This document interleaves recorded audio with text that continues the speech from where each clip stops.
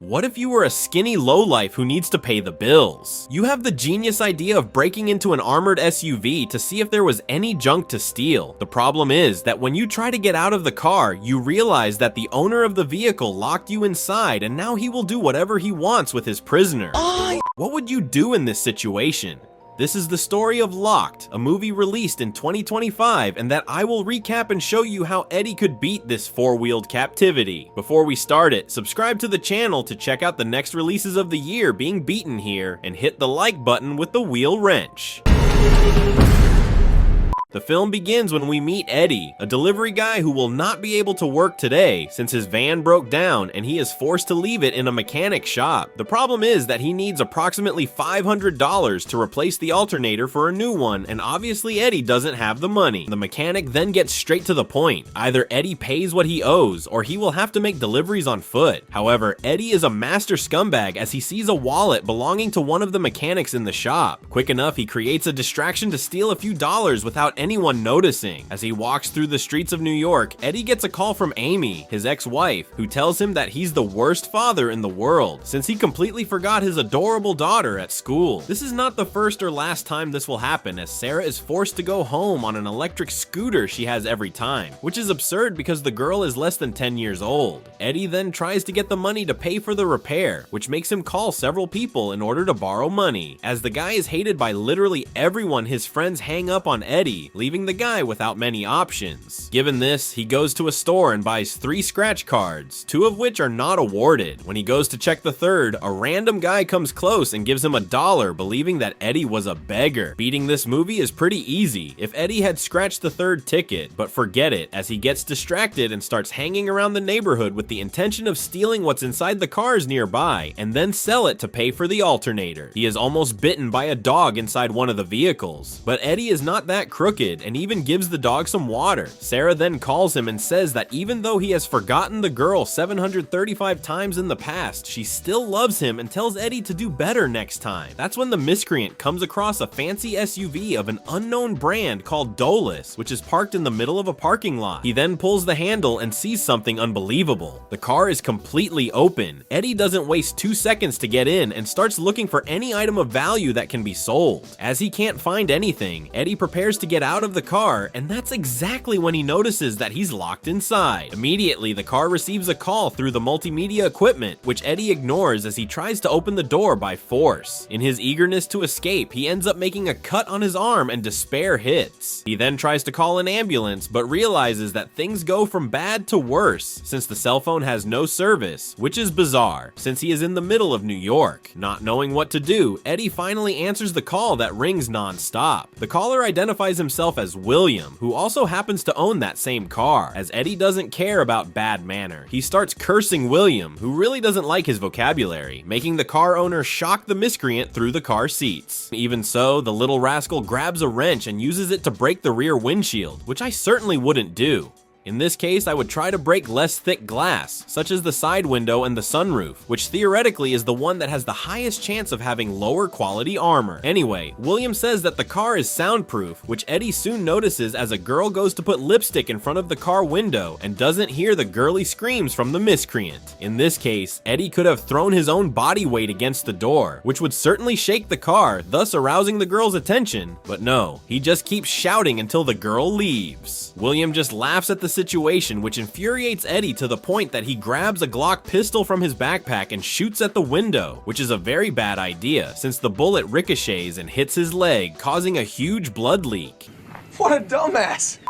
Eddie then starts to feel sick with the blood loss and says that he will die, but William mocks and says that he is a rich doctor and that everything will be fine. A few minutes later, Eddie passes out. A few hours pass until night falls. Eddie wakes up and realizes that both the leg and arm wounds have been treated while he slept. The bad news is that he is still trapped in the car. Dehydrated, Eddie drinks the rest of the water he still has in the bottle, but this will not be enough to keep his body hydrated, so he better think fast to escape. Unfortunately, Unfortunately, he's not that smart, since all he can do is lick a package of Doritos he had in his backpack while dreaming of eating a tasty Whopper that's showing up on a sign right in front of the parking lot. At that time, Eddie could try to release one of the airbags by activating the electronic module that is under the wheel dashboard. When a collision happens and the airbags are deployed, this usually causes the car to unlock so that the injured person can get out of it, regardless of whether the vehicle is armored or not. Yes, science!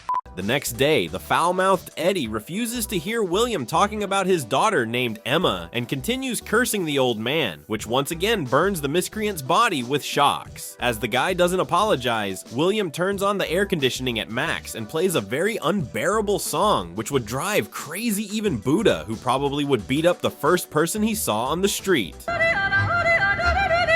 Sick.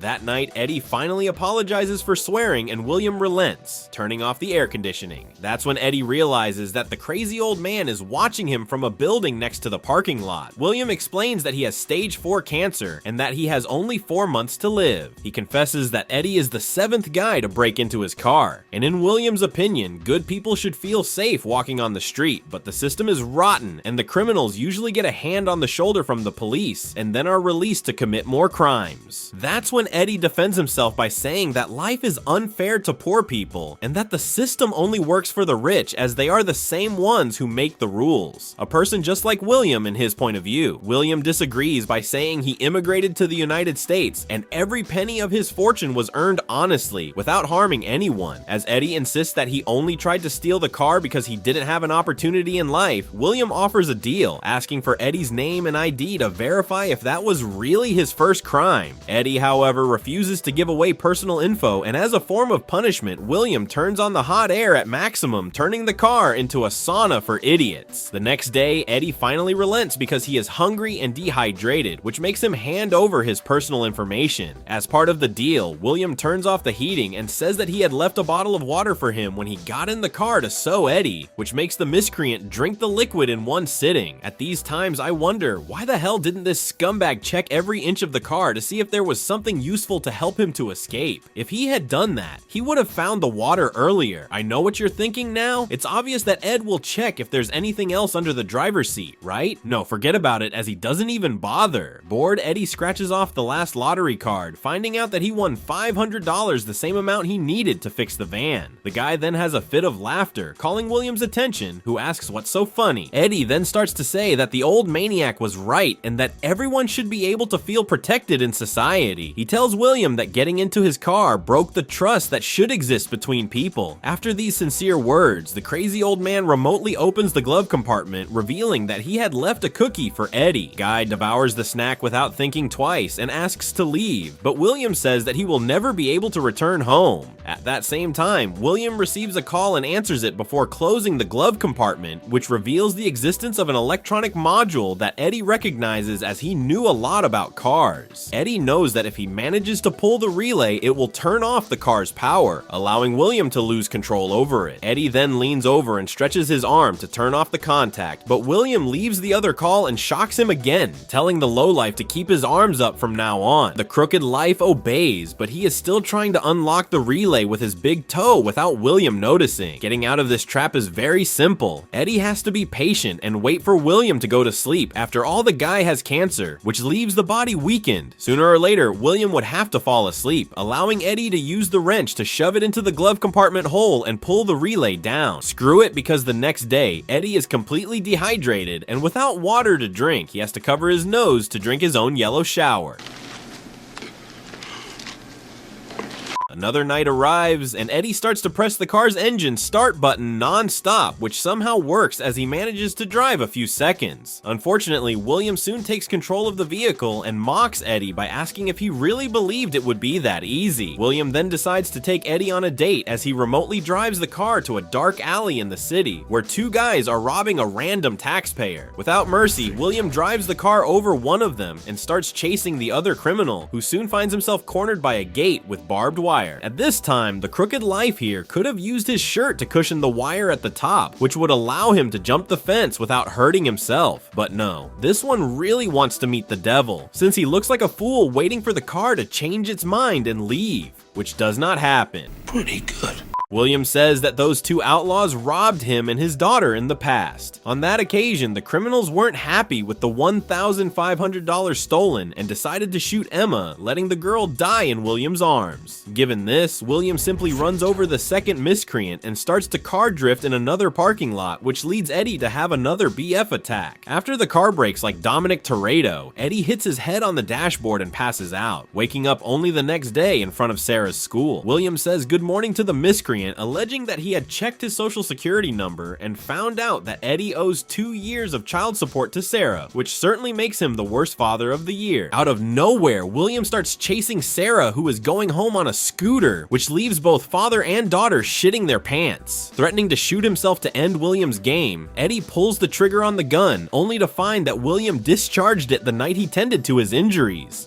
This bold attitude coming from Eddie makes William give up the idea of chasing Sarah. However, as Eddie is so out of his mind, he suddenly destroys all the cameras in the car, which causes him to be electrocuted non-stop. The lowlife finishes the job and says that he is tired of the game. The next night, William himself arrives to complete Eddie's punishment, ordering him to tie himself to the passenger seat with a cable tie. William then gets in the car and reloads the criminal's gun. That's when Eddie sees several tools in the old man's backpack, indicating that he will slice the criminal and make his remains disappear after. And as they move away from the city, Eddie notices Emma's bracelet that William is wearing on his wrist and realizes that he will need to get into the old man's nerves to save himself. He then says that William is nothing more than a bitter and lonely old man, and that the worst thing is that he is committing those crimes in the name of his own daughter. This leaves William mad at Eddie, which makes him brake sharply to destroy some of the criminal's teeth as he hits the dashboard continuously. This allows Eddie to gain time to deactivate the car's module with his thumb, causing William to lose control of the steering and cause the vehicle to crash at top speed down a ravine. In the process, William accidentally fires the gun, and the bullet ends up hitting him in the shoulder, while the collision frees Eddie's hands, allowing him to break the car glass with a sledgehammer that William had brought. William says he had fun with Eddie and then leaves to the afterlife after losing a lot of blood. Eddie manages to get out of the car and takes a ride back to town. That's when Sarah calls him and asks if his father can pick her up from school. This time he promises that he will be there. The miscreant decides to straighten himself out in life, and even though he now has the money to repair the van, he sells the vehicle to the mechanic, seeing that the repair will not be done before Sarah leaves school. He then buys a Barbie bike and rides to the girls' school as we finally see Eddie beginning to redeem himself with Sarah.